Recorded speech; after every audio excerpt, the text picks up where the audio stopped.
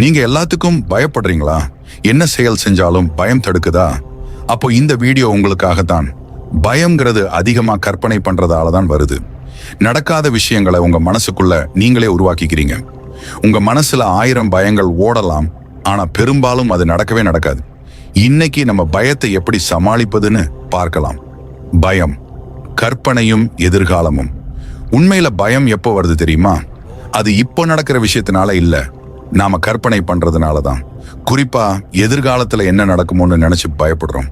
இல்லனா ஏற்கனவே நடந்த ஒரு கஷ்டமான விஷயம் திரும்ப நடந்துடுமோன்னு பயப்படுறோம். ஆக மொத்தத்துல பயம்ங்கிறது நம்மளோட கற்பனை தான். பயத்தை வெல்ல ஒரு வழி. பயத்தை வெல்லுறது ரொம்ப சுலபம். நீங்க பயப்படும் போது இப்போ நிஜத்துல ஏதாவது ஆபத்து இருக்கா உங்களையே கேளுங்க. பெரும்பாலும் இல்லைன்னு தான் பதில் வரும். அப்புறம் உங்க மனசுல ஓடுற பயமுறுத்துற கற்பனைகளை நிறுத்த முயற்சி பண்ணுங்க. திகில் படம் பார்க்கிறது உங்களுக்கு பிடிக்குமா? ஒருவேளை பிடிக்கும்.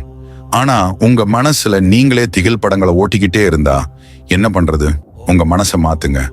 பயத்துக்கு பதிலா சந்தோஷமான விஷயங்களை கற்பனை பண்ணுங்க. ஒரு நகைச்சுவை கதையை யோசிங்க, இல்ல உங்களுக்கு பிடிச்ச ஒருத்தரை பத்தி நினைங்க. உங்க மனசுல நல்ல விஷயங்களை ஓட விடுங்க. ஏன்னா உலகம் சில நேரம் நம்ம கிட்ட சரியா இல்லாட்டியும் நம்ம மனசாவது நம்ம கிட்ட நல்லா இருக்க வேண்டாமா?